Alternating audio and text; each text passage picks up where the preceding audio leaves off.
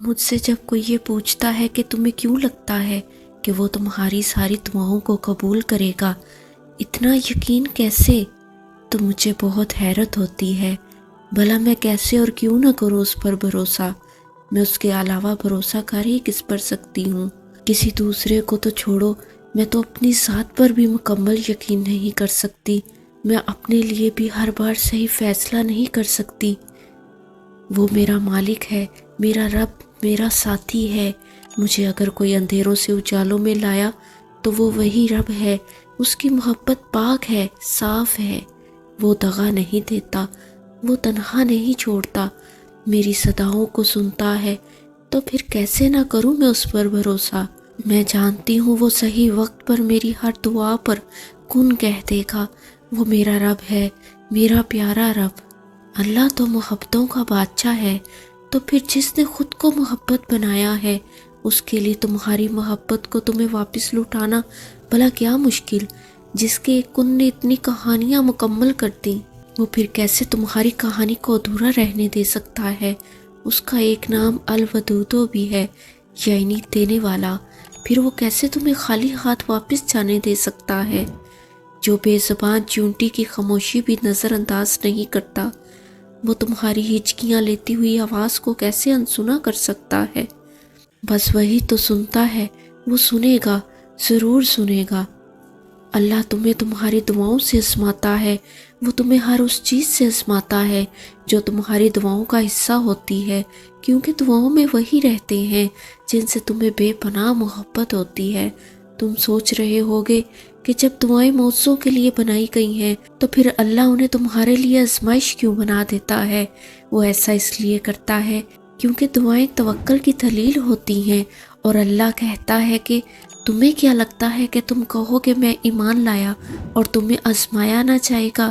جب تم یقین کا دعویٰ کرتے ہو تو سب سے پہلے اس یقین کی گواہی تمہارے دل سے لی جاتی ہے، اس لیے ہر اس شے کو تم سے دور کر دیا جاتا ہے جس کے بغیر تمہارا دل دھڑکنے کا تصور بھی نہیں کر سکتا۔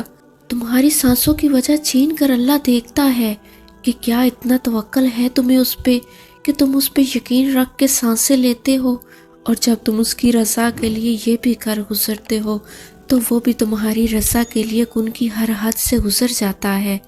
اللہ ان دعاؤں کو کبھی نہیں بھولتا جو تم نے اس کی رضا کے لیے قربان کر دی۔ اللہ کے لیے جو کھو دیا جائے وہ کبھی بھی گم نہیں ہوتا، وہ پلٹ کر واپس ضرور آتا ہے، تمہاری ادھوری دعاؤں کی قبولیت بن کر، تمہارے درد کا اجر بن کر، اللہ کی گئی تمہاری وفاؤں کا صلہ بن کر۔ نیند قربان کر کے جب روتی ہوئی آنکھیں اللہ کو مناتی ہیں نا تو خواب حقیقت بن جاتے ہیں اور تعبیریں کن میں بدل جاتی ہیں۔ اور یہ نیند قربان کرتا کون ہے؟ اور نیند بھی وہ جو سردی کی یخ بستہ گہری اندھیری راتوں میں کی جائے۔ کیا یہ ہر کوئی کر سکتا ہے کہ گرم بستر چھوڑ کر ٹھنڈے پانی سے وضو کر کے اپنے پیدا کرنے والے خالق کے حضور پیش ہو جائے؟ نہیں، یہ ہر کسی کے بس کی بات نہیں، اور نہ یہ توفیق ہر کسی کو دی جاتی ہے۔ لیکن جس کے دل میں یقین ہو، محبت ہو، اچھا گمان ہو کہ میرا اللہ میری التجائے سن لے گا، میرے آنسو ضائع نہیں جائیں گے، میں جو مانگوں گا وہ مجھے مل جائے گا، تو ایسے لوگوں کو وہ اپنی پسندیدہ عبادت کی توفیق دیتا ہے۔ جو یقین کے ساتھ آ جاتے ہیں وہ خالی ہاتھ نہیں جاتے، اور جا بھی کیسے سکتے ہیں؟ وہ بادشاہ ہے، اس سے کوئی امید لگا کے اس کے پاس جائے، اس کے سامنے آنسو بہائے تو وہ بھلا کیسے اپنے بندے کی امید توڑ سکتا ہے؟ میں تو نہیں مانتی کہ وہ اپنے بندے کی امیدیں توڑتا ہے، وہ تو امیدیں جوڑنے والا ہے۔ آپ لوگ کبھی سوچتے ہوں گے یا آپ کو کبھی نہ کبھی ایک لمحے کے لیے یہ خیال تو آتا ہوگا کہ بعض لوگوں کو اللہ نے بے شمار نعمتوں سے نوازا ہوا ہے اور کچھ لوگ بہت غربت اور تنگ دستی میں اپنی زندگی گزارتے ہیں، اور کچھ ایسے بھی ہوتے ہیں جن کو سب کچھ بہت آسانی سے مل جاتا ہے، یعنی وہ جو سوچتے ہیں انہیں مل جاتا ہے۔